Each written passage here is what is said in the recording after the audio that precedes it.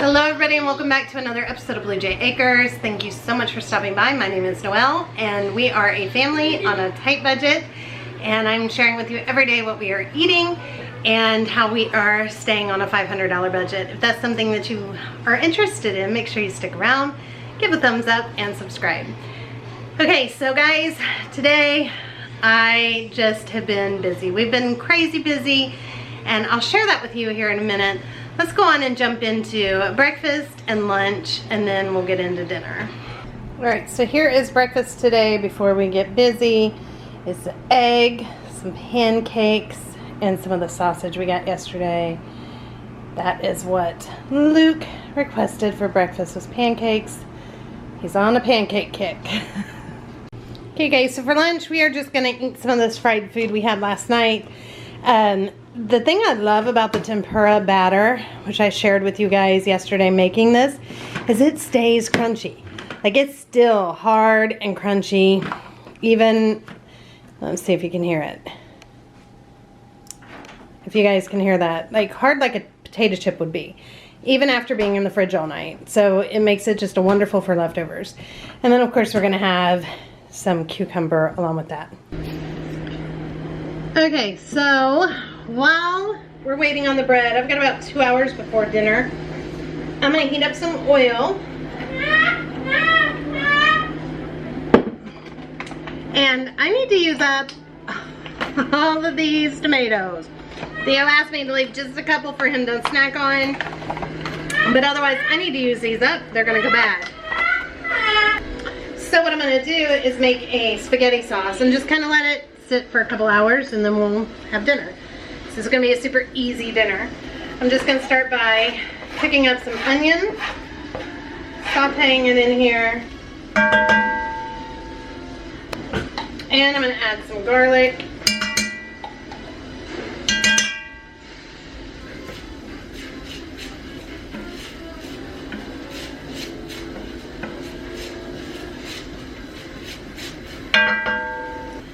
I'm also going to add some salt.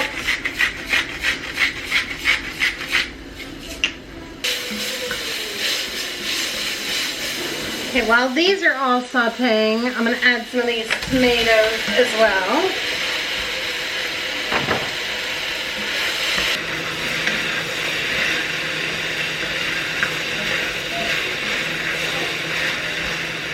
And then I also have a can of crushed tomatoes here, and a can of diced tomatoes here. I'm gonna add these.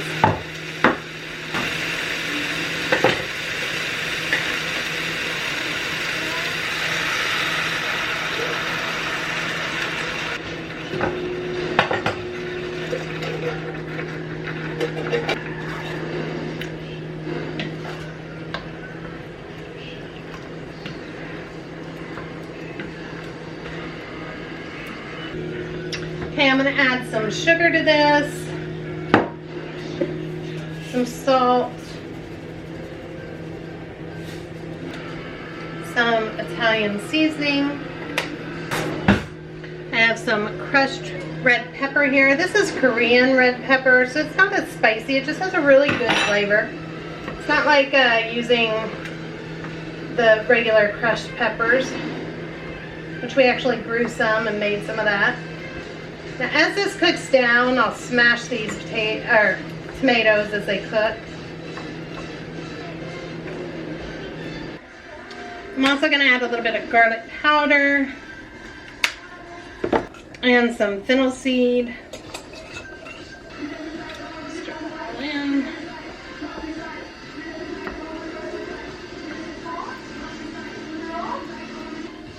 And then I'm also going to add a couple bay leaves.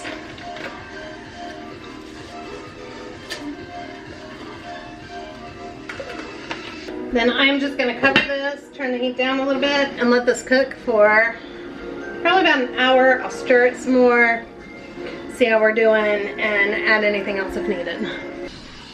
Okay, so now I'm making a mess, but remember when I dried all the orange peels from canning? I am putting them in my Vitamix blender and turning them into a powder to use for orange flavoring for baking or smoothies and that type of stuff. and it smells wonderful. So we'll see how it does.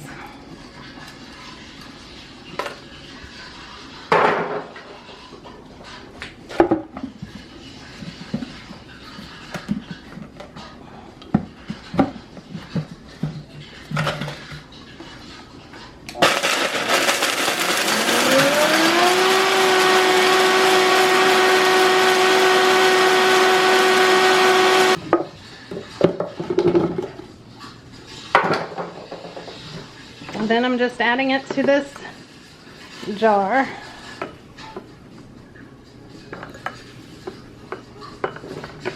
I did this with red peppers like over the summer, and they smell so good too.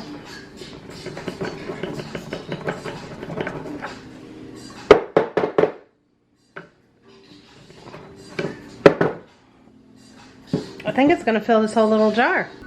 There you have it, you guys. It filled one whole jar of orange powder. How fun. Alright, it's been an hour on this as well. So I'm just going to give it a stir. I'm going to cover it back up. You can see the big tomatoes are starting to kind of get saucy. So that's good. I'm just going to let it keep going. I figured we'd eat around 6 and it's 5, so I am going to taste sauce, make sure I don't need anything, any more seasonings at all, and then just let it go. That tastes really, really good.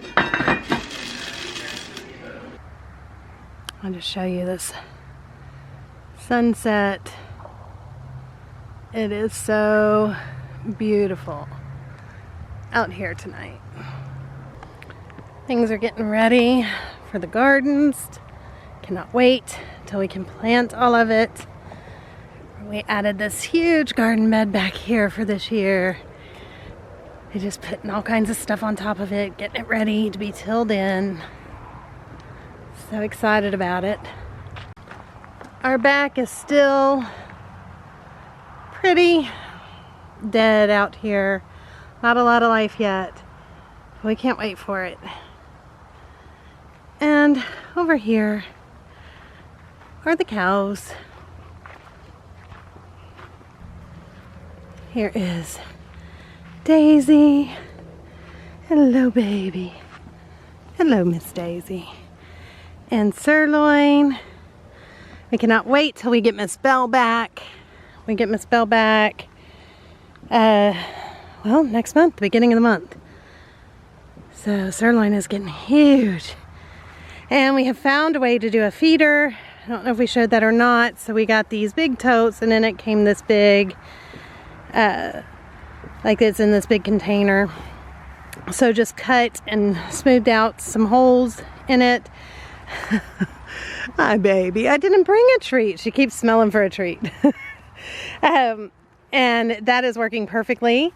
So a great way to use those up. Now if you see over here, we have 2 of them that are full of ink.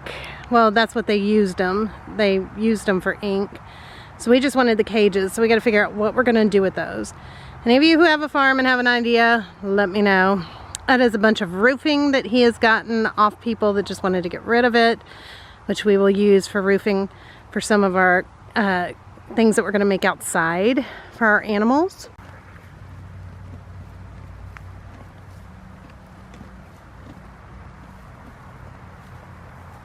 We have piles of gravel that we're going to use to line different walkways.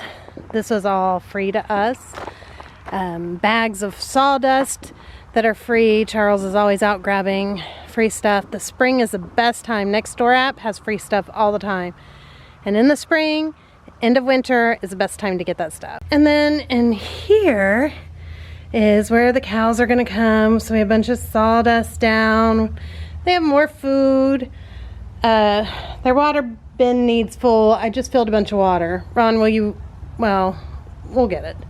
We'll get it when we close them up for the night. They have access in and out, except for we do lock them in at night. And then we have Mr. I think we're going with Mr. Wrinkles. Hello, Mr. Wrinkles. You don't like Mr. Wrinkles? I think Wilbur's cuter. We haven't thought of a great name yet. Maybe some of you can think of one. But he's pretty wore out. He is a cooney pig. And it's been a long day for him. We got him about 2 o'clock today. And he is wore out. We will be getting our female in just a couple days. We get to meet them and pick her up. We are getting 2 females and 2 males, but we're getting them from different people so that the 4 of them can breed. And of course, there's one of our cats. That's Shovel. Hello, Mr. Wrinkles. Yeah, what are you doing? Don't you scare my cows now. They're stressed out over you. The cows are afraid of the pig.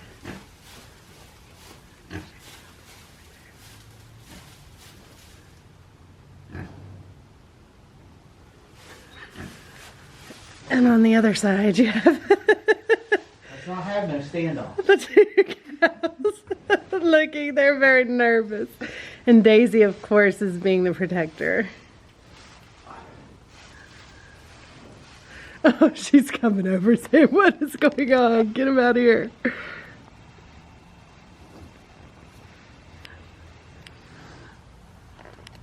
He's getting settled in again to go back to sleep. They're staying back as far as they can. Oh, you 2 silly cows.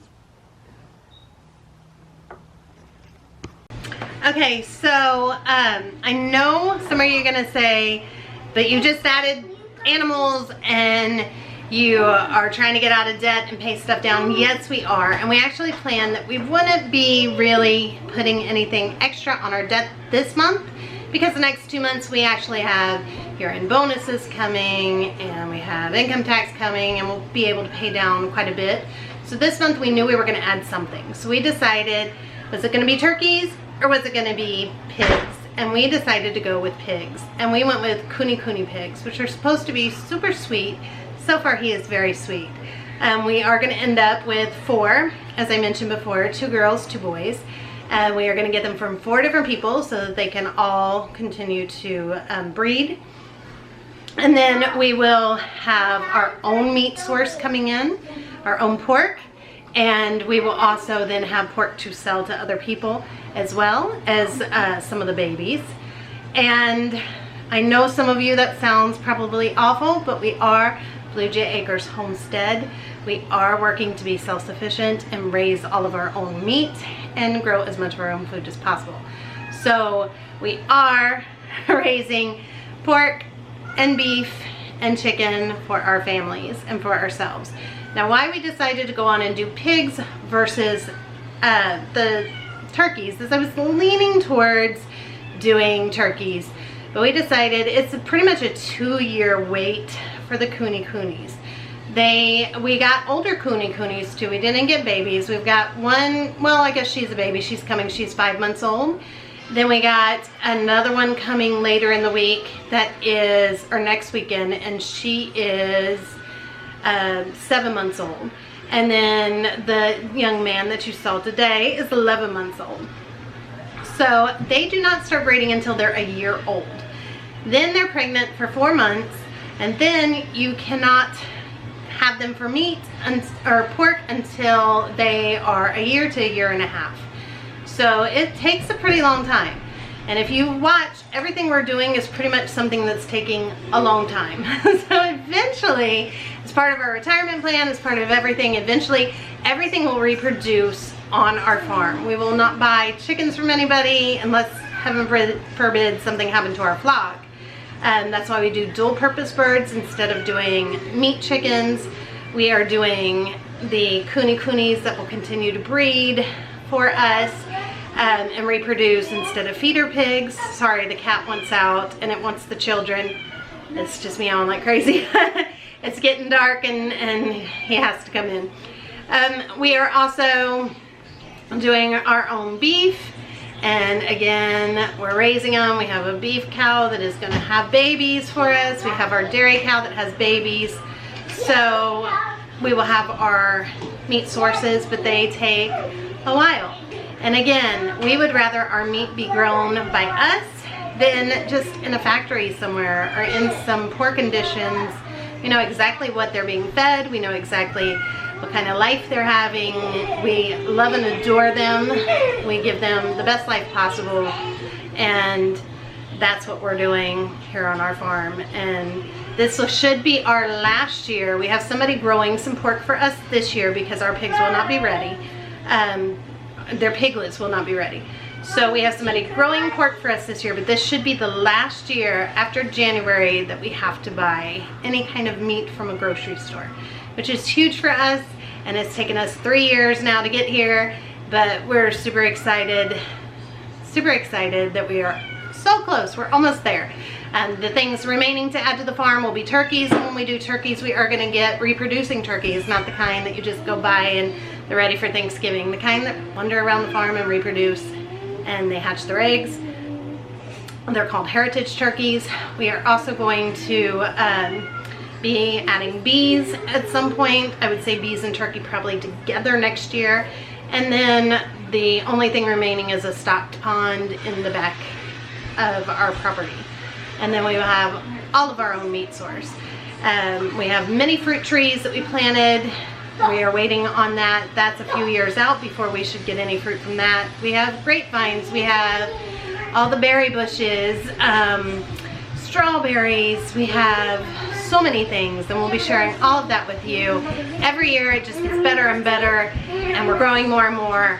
Sorry, it is so noisy here. I will see you guys after dinner. I'm getting long-winded anyway, but we do plan on sharing that with you guys come next month, some of the farm life, and hopefully you guys are interested in that. I will still continue to do the daily what we're eating, but then we'll do a few bonus videos, maybe one a week, of life on the farm and what's happening on the farm, if that's something you're interested in. Okay, since I already have this out, I am going to just scoop some of this out and put it in here in the blender. Probably make a huge mess.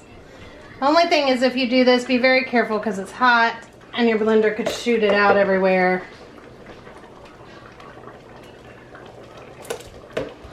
And you're probably going to make a mess like I am.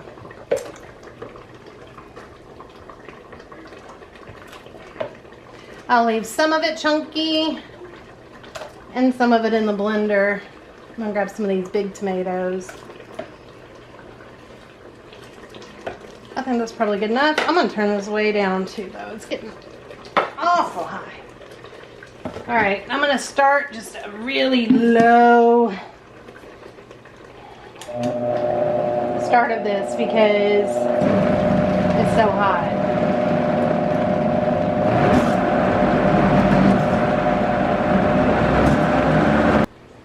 Okay, now I'm going to pour it back to the pot.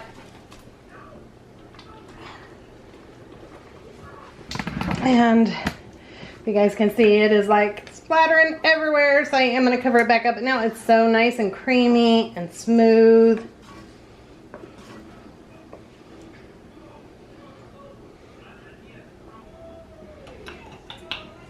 Okay, and here I have a pack of the Italian sausage. Now I am going to add half of this to here. The other half I'm going to put up for tomorrow, and I'll make meatloaf. I don't know if we'll eat that for dinner or if I'm just going to make a meatloaf, put in the freezer. And then I'm going to add about that much of that.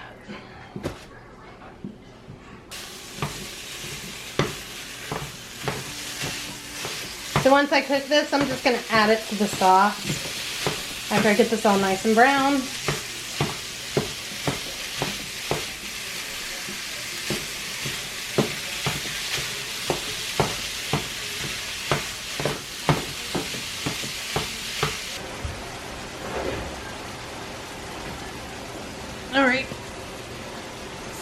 gonna just add all the meat to that. Give it a good stir. And again, just kind of continue to let it cook and all that meat soak in there, all that meat flavor.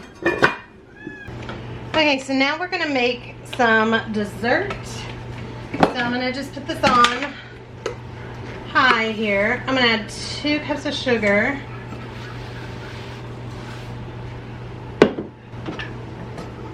I'm gonna add a 1/2 cup of milk, a stick of butter,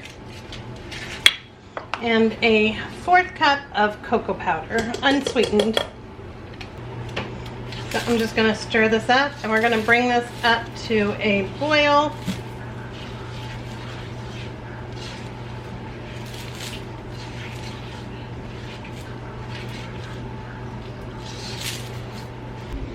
All right, I'm gonna stir this up so it doesn't burn. And it's already starting to come to a boil. Once it comes to a boil, we're gonna let it boil for 1 minute.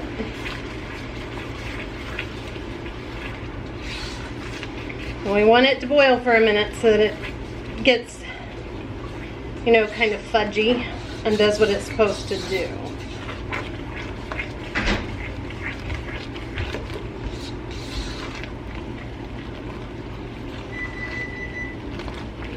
Okay, I'm gonna remove this from the heat and just kind of push it back here.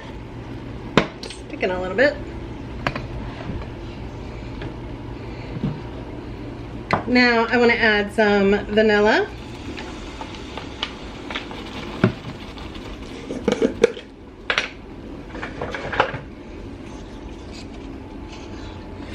And I want to add about a cup of peanut butter.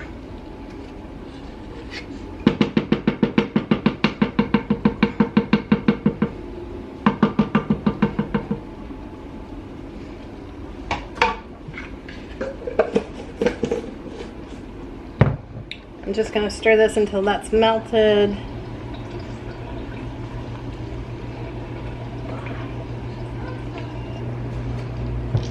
Okay, next I'm going to add 3 cups of quick oats. It really needs to be the quick oats. If all you have is old-fashioned oats, then you can just put them in a blender or a food processor and just pulse them a little bit and they'll be good.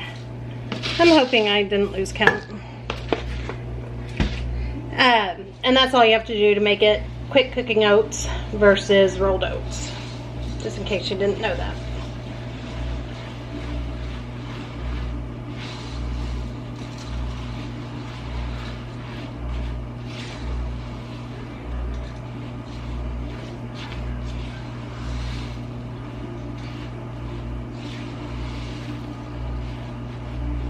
I think I might have got 1/2 of a cup too many oats. That's all right. It'll just be nice and thick. And I am just going to press it into here. I'll let you know how that turns out. Normally, you drop it by spoonfuls. Like I said, I think I got too many oats because I was talking and not paying attention to my counting.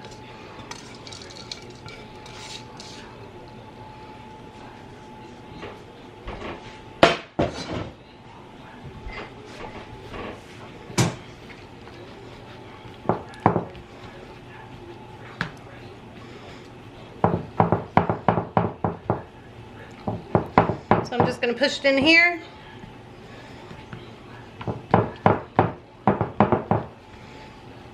And try it and cut it kind of like bars instead of just being cookies. Alright, so this is going in the fridge until we're done with dinner. Also, for anybody wanting to know about the no-bake cookies and just putting them in like this, you guys, this is working out fine. They are turning out fine into bars. If, you know, you want to do it that way, it's easier than just spooning them all out. And some are getting crumbly, and that's okay too. It makes just a great banana ice cream or ice cream topping.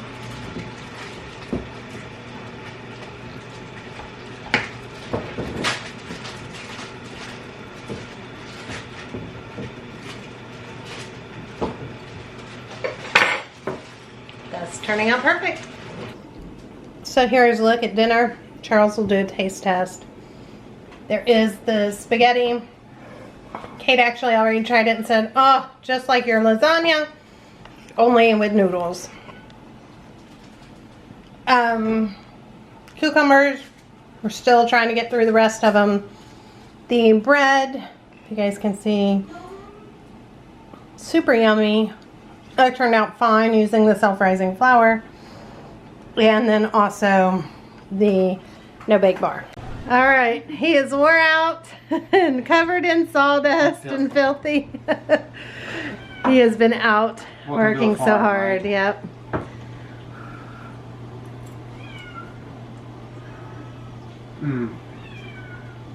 That is super good. And I'm sure you're super hungry.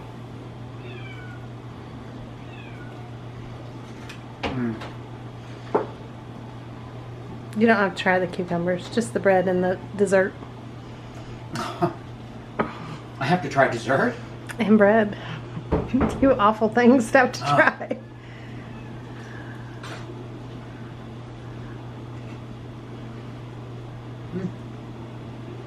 Bread's good and airy. Light. I wasn't even thinking when I made it that I was using the self-rising flour. And that was the last bag of that. We're about to get into our 5-gallon totes. All right. That's the end of my flour that's not in one of those.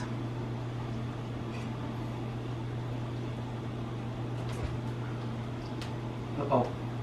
They're crumbly. I think I've hit a few too many oats. So they're a little drier than normal. But they're still good. Great taste, but it really makes for an embarrassing video clip. I did that on purpose. That tastes really good. All right. Very good. All right, there you have it. We're gonna eat dinner and I'll get this up for you guys and we will see you tomorrow. Bye everybody, have a great day or night wherever you are.